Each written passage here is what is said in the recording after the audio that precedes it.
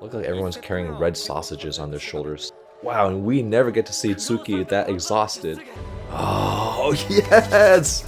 What's up guys, this is Coach Donny from Elevate Yourself, and I'm a volleyball coach and volleyball player who makes educational, inspirational, and entertaining volleyball content. In this video, I'll be reacting to the HAIKYUU movie Battle of the Garbage Dump Part 3. So make sure you watch my first and second parts of this movie where I analyze the volleyball techniques, coaching strategies, and animation quality because I'm also an art teacher and a former animator. We left off the last video with Kenma finally being able to cage Hinata and removing his ability to fly. And you see Hinata's spirit just slowly get more and more tired. And even though he's physically tired, he's emotionally very exhausted. And for him, if he doesn't have his jumping ability, then he feels like he doesn't have his most important tool to contribute to the team. And it's really interesting to see Kenma start to feel guilty about doing this to his friend. And there's so many great parallels between Kenma feeling bored about beating a game and for him starting to feel bored and guilty about also learning how to beat karasuno. But we know the nature of Hinata is that he never gives up and he has a strong fighting spirit. So I can't wait to watch his breakthrough. If you've been enjoying my videos, please click that like button and subscribe to this channel for more volleyball content. Now let's get this HAIKYUU party started.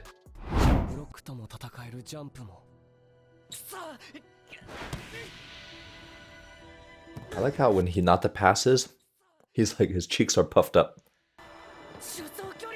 And now he has to reload. And Kageyama knows he's not completely ready. And especially when you're that height.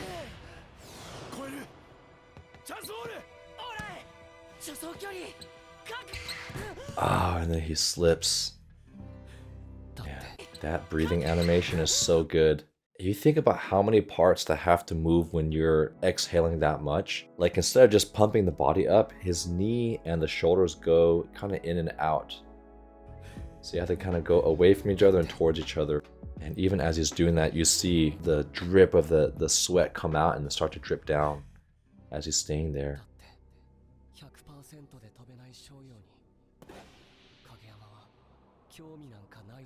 And that's what's brutal about Kageyama. If you don't serve the king, you have no purpose.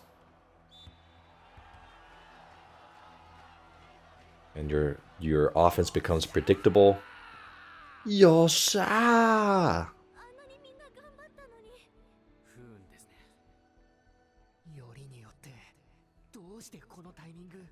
It's just so sad that Hinata has to wipe his own sweat up. But it's actually a good free break.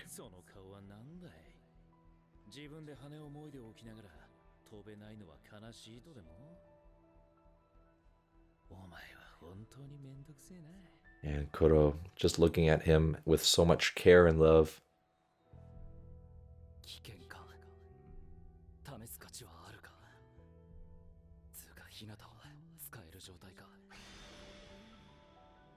Now we get to look into the mind of a setter.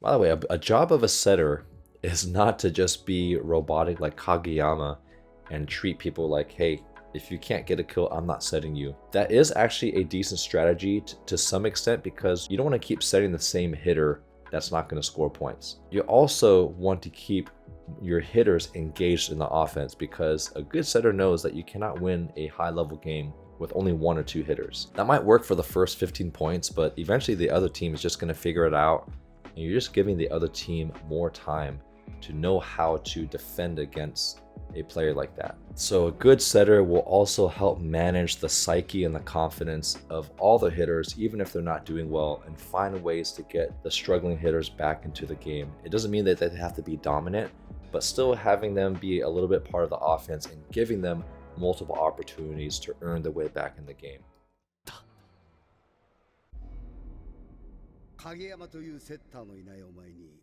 Ooh, and when the coach challenges him.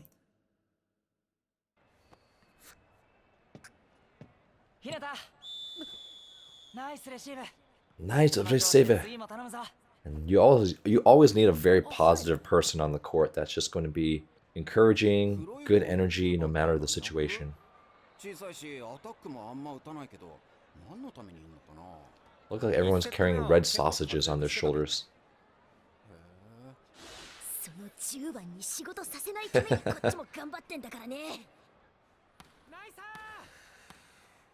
Ooh, that's a deep breath.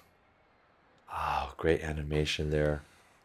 As he's exhaling, they could have just drawn a couple lines for the eyelashes, but they also drew like a furry, very hairy texture just to give it some extra girth to the eyelashes and the eyebrows, but to make it feel more visceral too. And as he's opening his eyes, you see how the wrinkles form underneath the eyelids there too. Excellent animation. And Kenma's got some springy calves there. Ooh. And that's good that Hinata actually recognizes Kenma's strategy.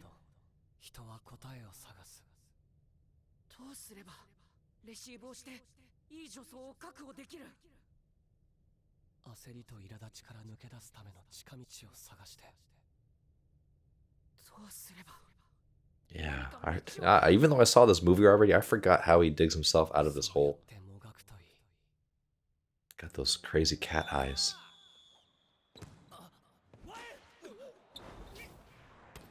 Oh, now he makes him dive again.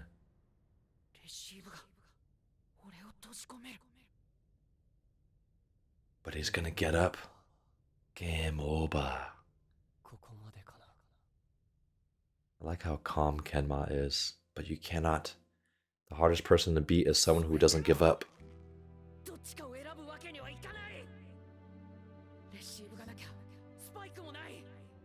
And this is where Hinata has value in passing the ball.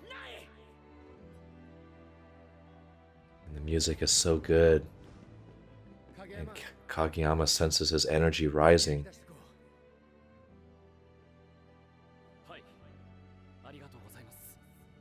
Height. Give him a little bit higher set. Yes! Oh.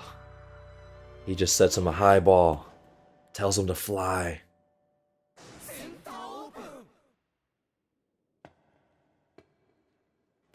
Oh. Stepping on the edge of a cliff. like a kid in a candy store.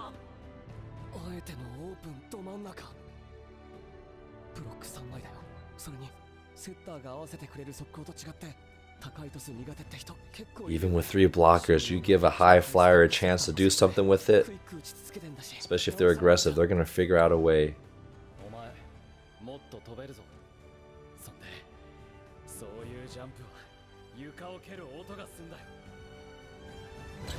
Oh, yes!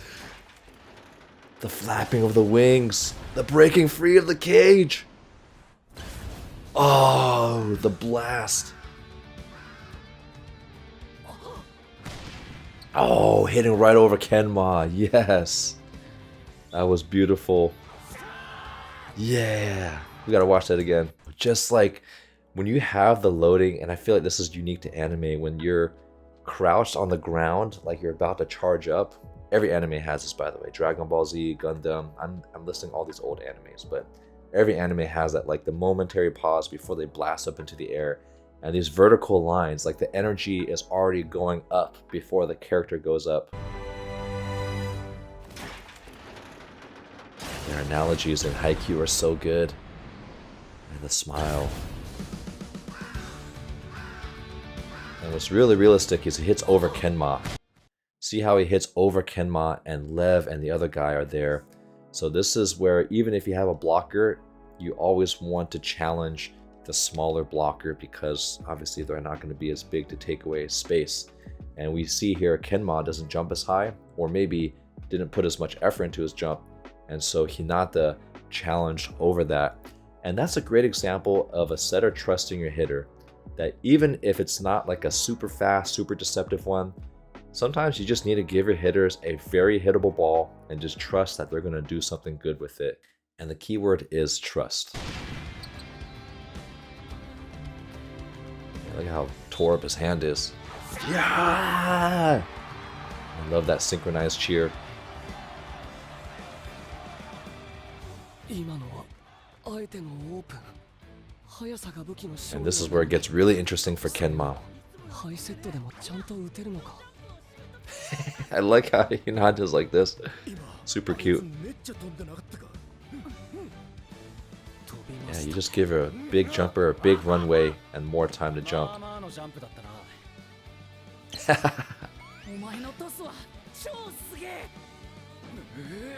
He can't handle a compliment.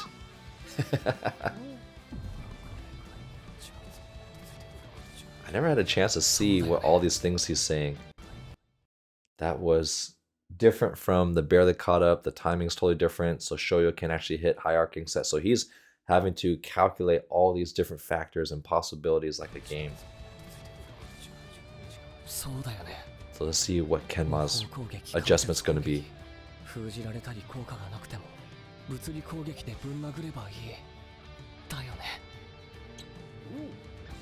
He has the solution.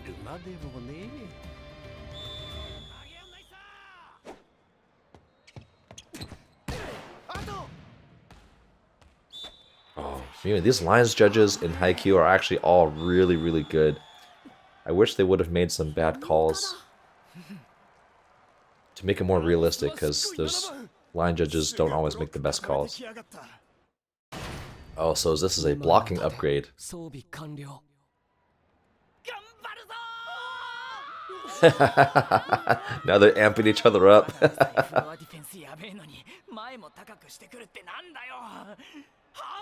But maybe he's not as good of a hitter in transition.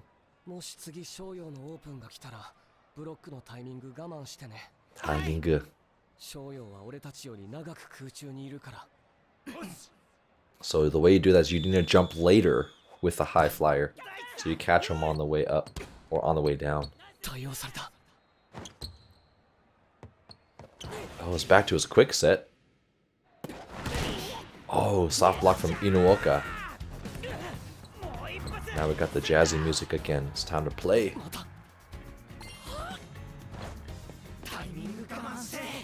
Timing. High off the block. Okay. At least, wow, that's a great swing. So this is great hitting technique, and I experience this very often because I'm a very short hitter. But when you have a blocker that is bigger than your reach, if you go downward, you're going to get blocked. If you go forward, you're going to get blocked. So the next best swing is to actually go up into the hands. You want it to go up and then off the hands. So even if it's not a kill, it either rebounds high off of your side or high off of their side. And if you hit it flat enough without snapping or putting any topspin, that's where you get like a nice skim off the block into the baseline.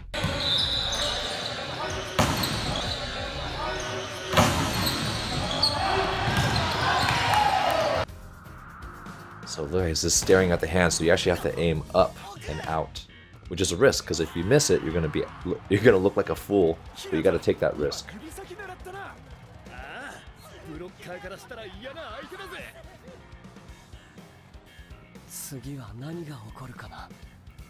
So now the blocking sub didn't work. Now the other adjustment is your middle back defender has to play behind the baseline to try to get those high skims.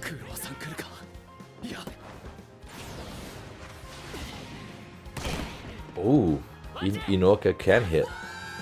Chance ball! Synchro Kogi! Oh, they closed it really well. Oh, they have their own synchronized attack. Oh, Hinata with a dig, and he didn't dig it with his face either. This is good digging technique, even though he didn't dig it with his forearms, which is where you want to aim. Half of the success of defense is just getting somewhere behind the ball. You can dig it with your shoulder, your knee, your face, your neck, your chest. But your main goal as a defender is how can I get somewhere behind and under the ball, and then figure out how to pass it up. Because if I can do that, then the ball is going to go forward and up, which is not a bad thing. Whereas if I'm always trying to pass it perfectly with my arms, you might have a little better control, but your window is so small that your chance of missing a high-speed ball is going to be very high. So when you're playing defense, try to read and just get your body somewhere behind the ball or in the way of the ball.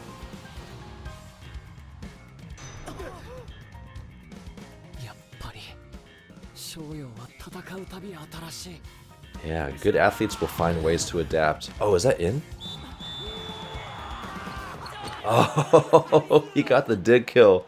That's real, by the way, too. This is very realistic, too. Let me show you this clip of where a dig actually landed on the baseline recently in a game that I played.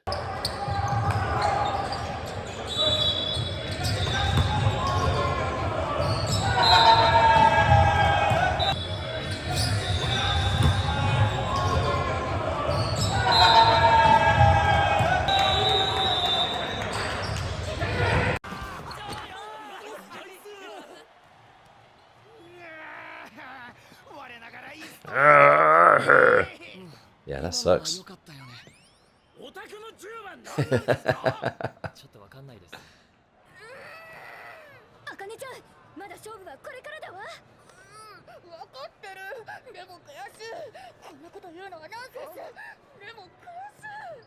She can't handle the amount of frustration and anxiety.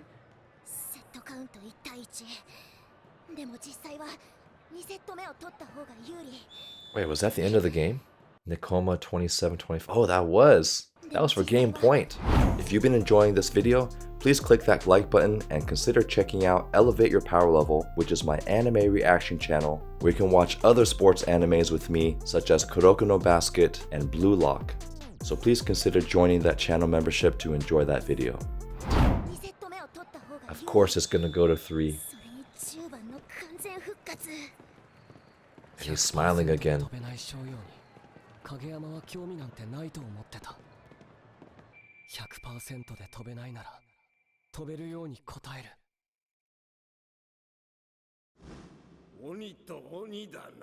The pair of Oni. That must be a Japanese reference. Stop feeling cocky.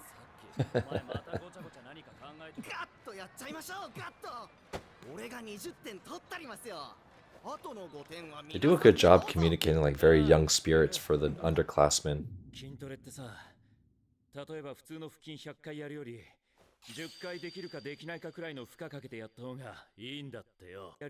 Let's see what he said. You're better off doing them with just enough weight. That can do maybe 10 of them. Let's see who can translate that.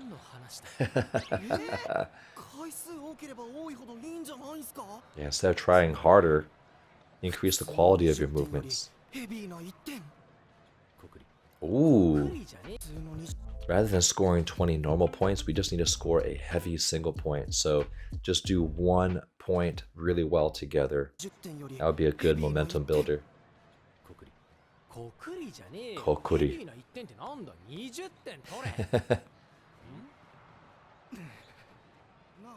Let's see what Tanaka 2 says.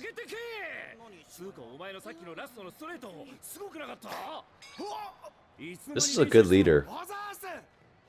You see how Kuro is actually treating each player differently based on their personalities.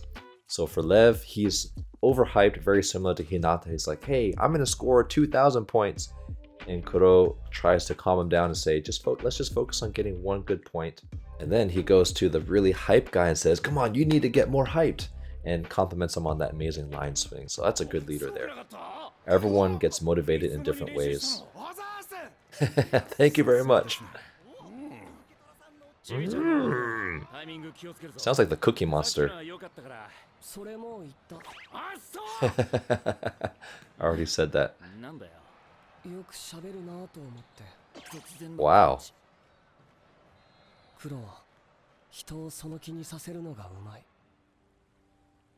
What's bad about talking too much as a leader?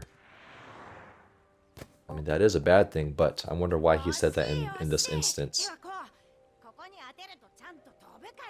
I like how it's like a really dirty old volleyball.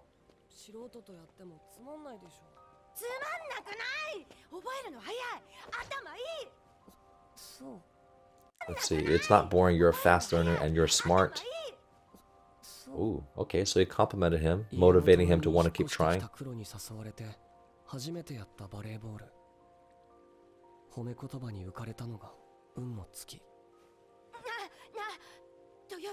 I like this little kid, Kuro, he's cute.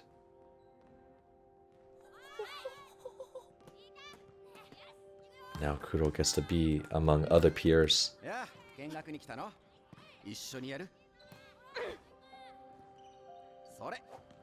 Sore.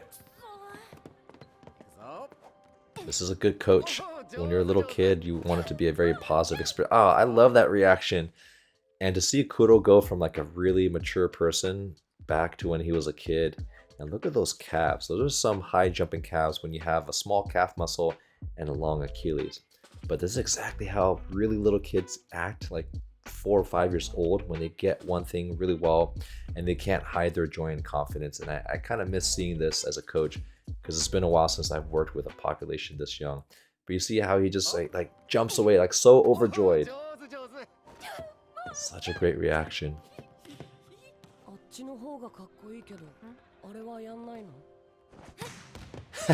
That looks cooler.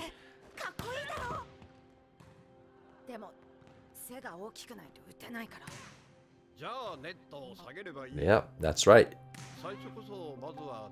Let kids play on the lower net and a smaller court.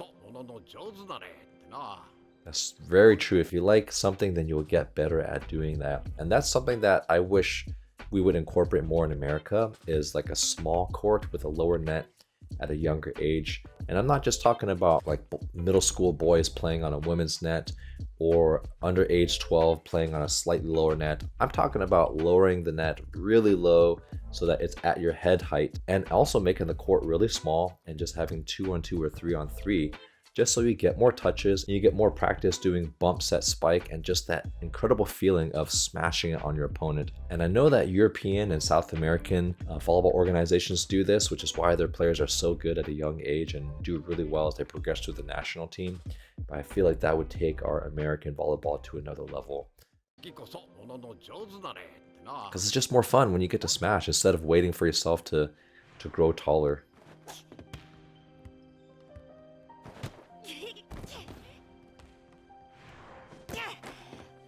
This guy just does not give up. Oh, the deep breath. Now he's going to make it. Oh. What's that feeling? What's great about this approach as a kid is, even as he's learning, they do a really good job showing that his technique is still not that great. So they just let him run and try to smack it. And when you're that young, you can't do things perfectly, so don't try to make little kids do things perfectly. Let them enjoy the sport first and teach them some basics. But you see how he's not doing any like front swing to back swing or the Nike sign hitting arm position. He's just running and then jumping up with bent arms and just trying to smack the ball. These are good coaches. Maybe that's why the Japanese national teams are so good.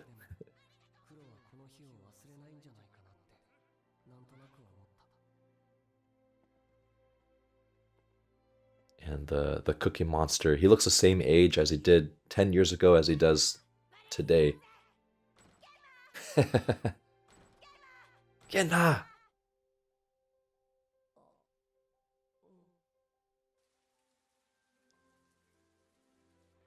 Yeah, it's rare to find somebody that you can train with and be buddies with.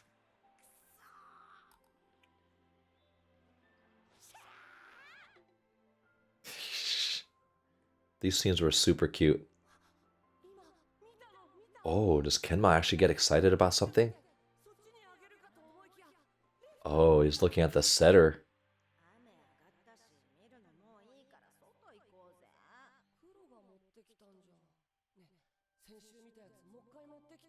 Oh, Kenma wants to watch it again.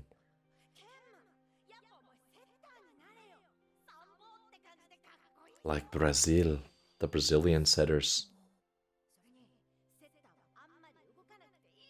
I wonder if this was also when Kenma was playing lots of video games, or whether he played video games later.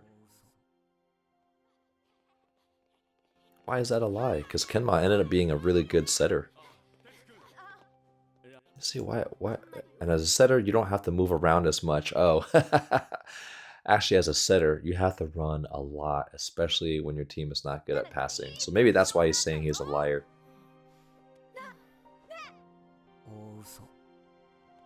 But he is convincing Kenma to play more volleyball, so that's not a bad thing.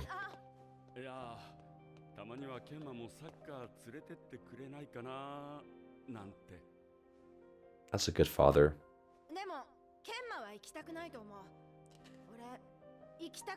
I remember watching this and I thought that Kuro was being a bad friend. If he seemed like he wanted to go at all, I'd take him with me, but he doesn't. I remember when I first watched this movie, I thought that Kuro was being a bad friend by saying, well, I'd rather play with other people that are going to try a little harder and be better at soccer, and I don't want Kenma to be a part of that. A lot of you clarified that, and I think it's Kuro knowing that Kenma just doesn't like to move a lot, doesn't like to run a lot. So why would he want to come play soccer? And Kenma didn't even express any interest. So I think Kuro is just being honest here.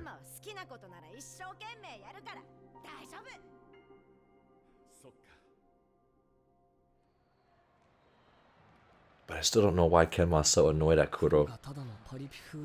If you were just some annoying party guy jerk, I wouldn't be playing with you.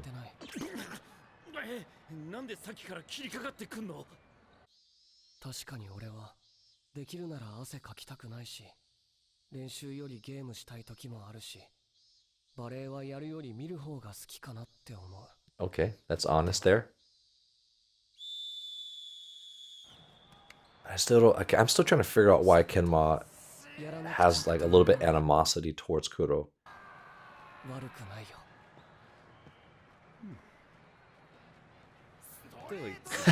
Look at Lev. Oh my gosh. Oh man, the fact that Lev is doing push-ups with the libero on his back, that's exactly what these guys that have too much energy end up doing. They just get so hyped, they don't know what to do with all that energy.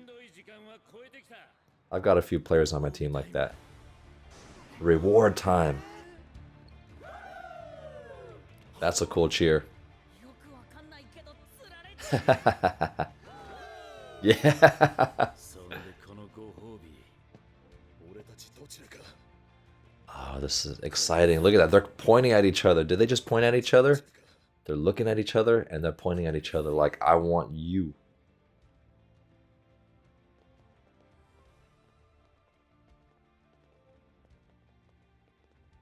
Those shoe sound steps are really good.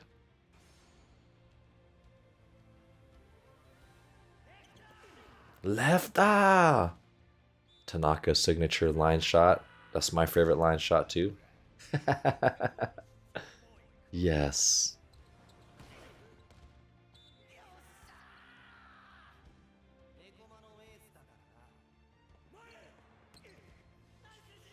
Nice receiver. I have to say that every time I hear that.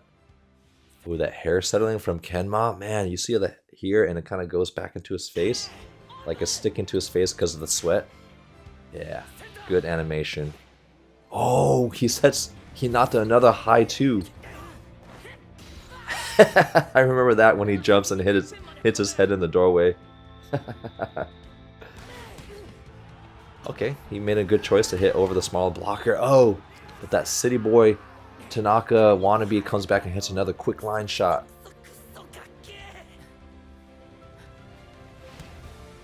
And these are the moments that you just never want to end. Dang, you see how this animation quality is so good where he goes for a side dive, but he doesn't need to dive, so he rests on his knee, and to save himself from tumbling on the floor, he uses his hands to cushion like a gorilla walk. This actually happens in game. Like that. Man, who hit that? Is that back row attack from Asahi? Yeah.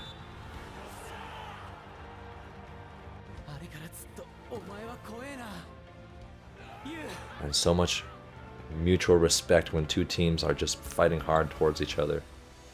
Oh, and we get the battle. That was a great 3D animation movement.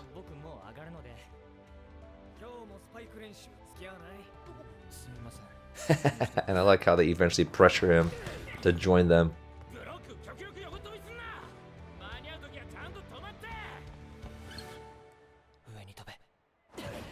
Oh, and even Tsuki has his moment.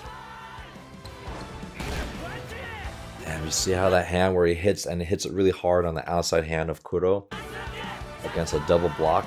See how that left hand cocks back?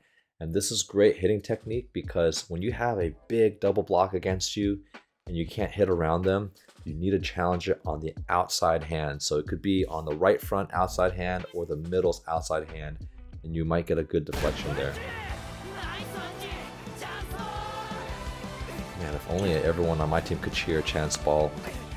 Oh, tip with the up from Tanaka and a joust between Kuro and Tsuki. But Kuro still wins that one.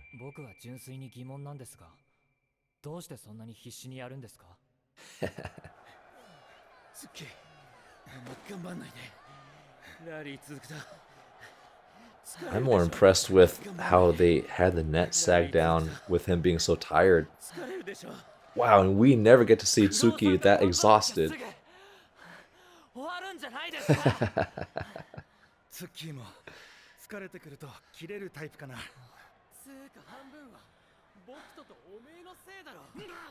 Oh, because Bokuto made him better. Oh, that made Tsuki smile. Oh, that's a cute exchange.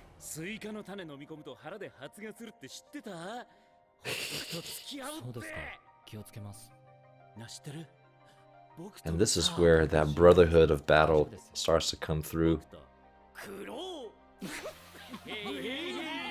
The older brothers of the volleyball community.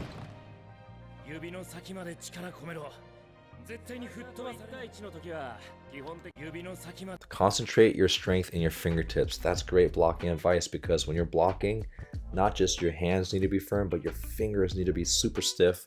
One, to protect them, but also if it deflects, it's not going to be loose and be flimsy. It will allow you to control the ball a little bit better. So really good blocking technique suggestion here. When you're going one-on-one with a spiker, don't try to block by centering yourself on the body. Drop an arm, center yourself on their dominant arm. Yes, if you can put one hand on the ball and then one hand to read. Or if you want a full commit, you can put both hands on the blocking arm or shoulder, really.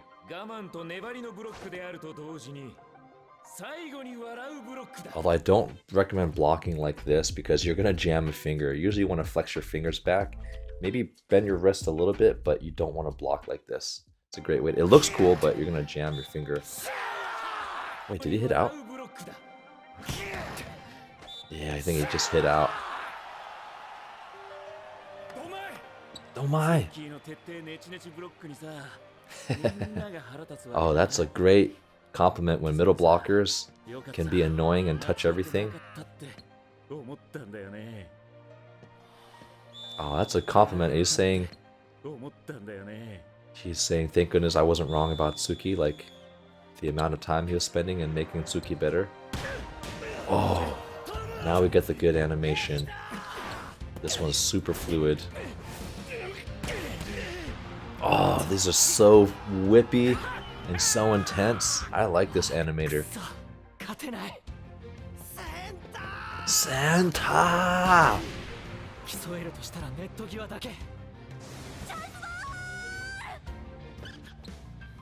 Oh, Lev looks so big. He licked his lips like he's ready to block it.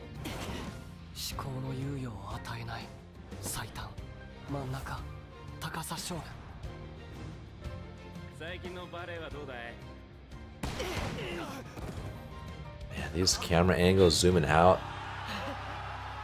And how often do we get to see Tsuki smile?